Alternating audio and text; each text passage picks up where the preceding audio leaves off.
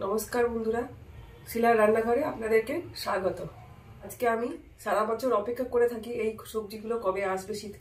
শীতকালে সবজি দিয়ে মশলা ছাড়া চচ্চড়ি করে দেখাবো। আপনারা দেখতে থাকুন সঙ্গে থেকে কিভাবে আমি তৈরি করছি। কড়াইতে সাদা তেল দিয়ে দেব। তেলটা ভালো করে গরম করে নিলাম। এবার পরিমাণ মতন কালো জিরে দিয়ে দিচ্ছি।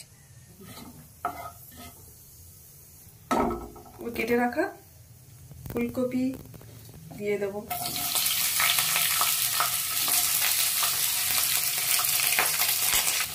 বেগুন দিয়ে দেব।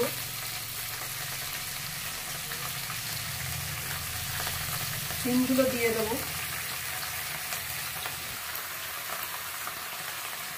গাজরটা দিয়ে দেব।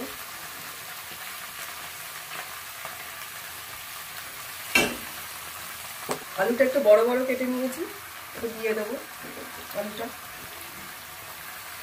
মটরশুঁটি ছাড়িয়ে নিয়েছি, মটরশুঁটি দিয়ে দেবো। এই তরকারিটা আপনার ভাত, রুটি, পরোটা সব কিছুর সঙ্গে খেতে পারবেন, খুব ভালো লাগে। শীতের সবজি দিয়ে পরিমাণ মতো কাঁচা লঙ্কা কেটে নিয়েছি, দিয়ে দিলাম।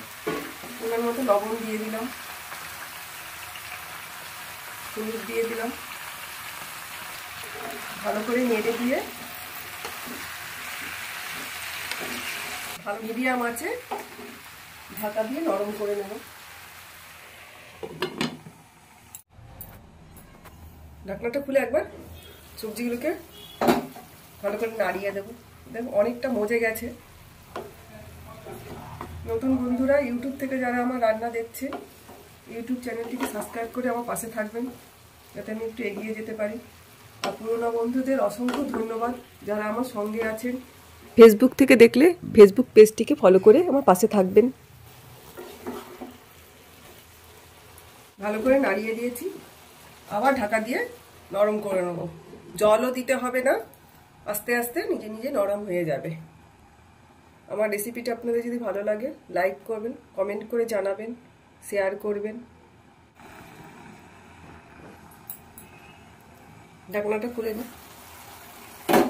দেখুন কি সুন্দর, অনেকটা মজা গেছে। এবার খুন্তির সাহায্যে ভেঙে দেবো সবজিগুলোকে।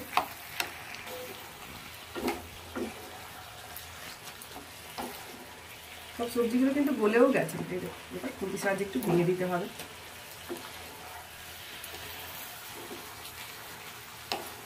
শীতের দুপুরবেলা ভাতের সঙ্গে, রাত্রিরে রুটির সঙ্গে, পরোটার সঙ্গে এই সবজিটা খেতে হেভি লাগে। আপনারা এই রেসিপিটা দেখে তৈরি করে নিন মশলা ছাড়া শীতের সবজি দিয়ে চচ্চড়ি। আমার মা তৈরি করতো, আজকে আপনাদের সঙ্গে আমি শেয়ার করলাম কীভাবে তৈরি করে নিতে হয়। পুষ্টিকর একটা তরকারি।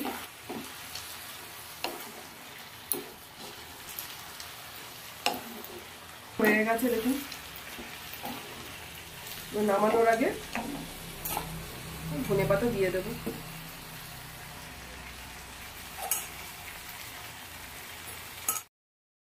ধনেপাতা দিয়ে সবকিছু দিয়ে মাখো মাখো করে নেব।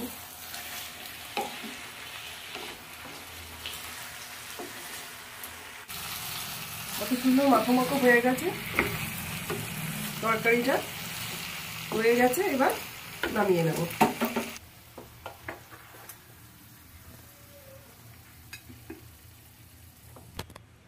শীতের সবজি দিয়ে চচ্চড়িটা যদি আপনাদের ভালো লাগে তৈরি করে নিন বাড়িতে এইভাবে আমার রেসিপিটা দেখে।